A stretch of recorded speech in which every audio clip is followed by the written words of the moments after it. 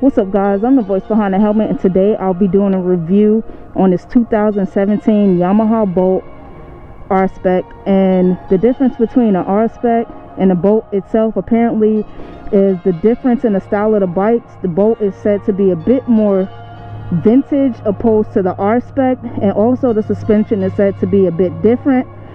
Looking at other reviews, a lot of people did say that the R-Spec appearance is definitely better than the Bolt itself. If you guys listen to any of my other reviews, then you know that I'm definitely a fan of any color scheme that involves black, white, or red. However, before we get into this video, I'm going to be talking about the price, the weight, body style, as well as comfortability. We're going to compare this bike to the Harley Iron 883 that I rode in last review. And if you haven't checked out that review, then click right up here in the right hand section and check that out, and then check this one out.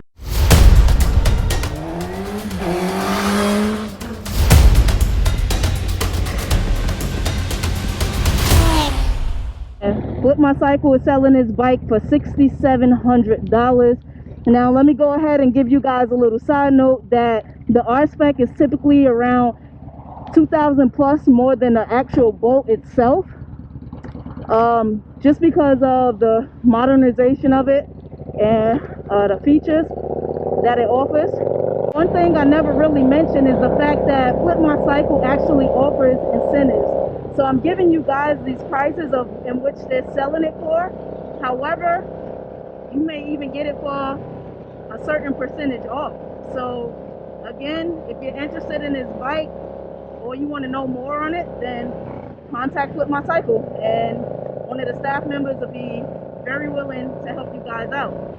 Now, getting into the weight of this bike, it is 543 pounds, which puts it 32 pounds lighter than the Harley 883. And 542 pounds, all that is it's actually the wet weight. It actually feels even lighter than that. You can definitely tell the weight difference between this Bolt and the 883 that I did. Now, if you guys can tell why I keep mentioning that, these two bikes are basically in the same bracket. So, you know, you could expect some similarities, and of course it's a different bike, so you could expect some differences as well. Yeah, body style is definitely upright. One thing to note is that this is actually a two-seater, unlike the 883. So that can be a pro or a con, just depending on your style, your preference. You know, on sport bikes, you could put a cowl on there if you don't want anybody on the back. So again, rider's preference. And looking at the R-Spec, you can tell by the shocks in the back, at least, that it seems a bit more modernized. Either way, the bolts are beautiful. This specific color scheme, I'm not that interested in. I'm not gonna lie to you guys. It's not bad. It just doesn't like instantly catch my attention. You know what I mean? Like, I know it's a Bolt, and I could tell it was a different spec just because of the paint scheme that it has. This bike is stock exhaust, and it sounds beautiful. This thing is very aggressive. It sounds very aggressive, like it has a roar to it. It runs kind of lean, which is fine, you know. But one thing that I do like about this bike is that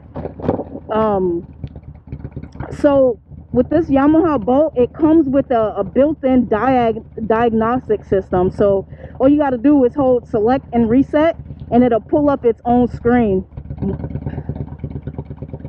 So that's pretty handy. Another thing that I like is the digital. One thing that I like is the digital tachometer right here. But you can't go wrong with a Yamaha. You really can't. This thing definitely has a pull to it too. Woo-hoo-hoo-hoo! You hear that backfiring?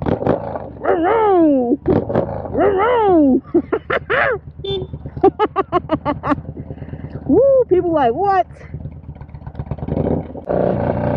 This bike has the forward pedals on it, where you could just forgot exactly what they're called, so don't give me too much for that.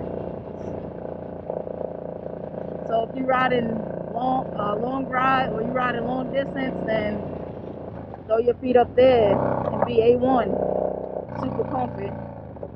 Of course, I'm gonna take it on the highway. I feel like I haven't been able to give you guys the full, you know, capability of what it can do on the highway, just because it's been so windy.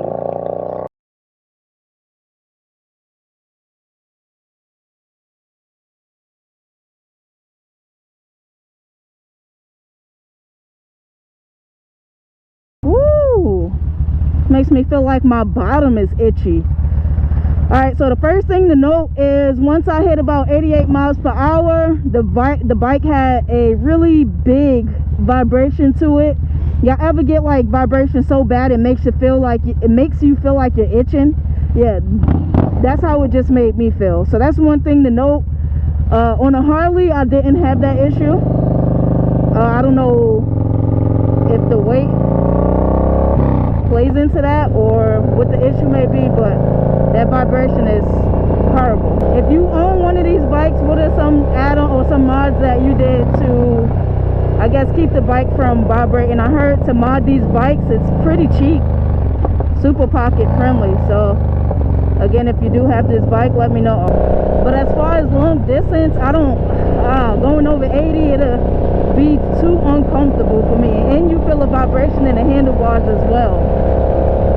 So just imagine having somebody on the back, and yeah, nah.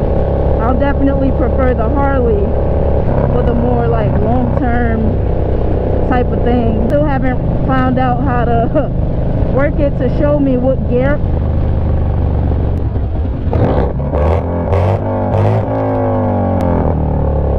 That was stupid. So let's talk about the comfortability of this bike. I would rate it the same. It's equivalent to the Harley as far as being in an upright position, being easy to maneuver. I'll give this one a 9 out of 10 compared to the Harley. The Harley gets a 10 out of 10. Keep sliding a little bit forward. It's like the bike pulling me back just a tad. But the way that the seat is made, it's like cuffing my butt.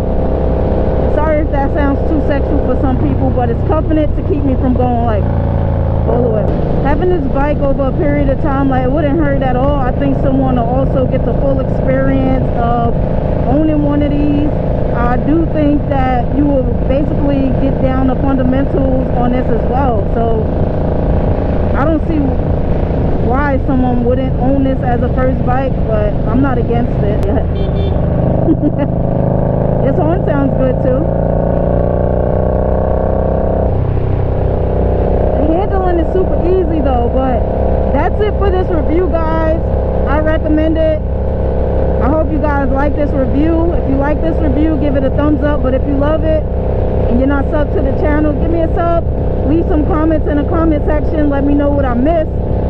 And if you have one of the best comments, your comment will be pinned. So thank you for watching. And of course, as always, until next time, guys.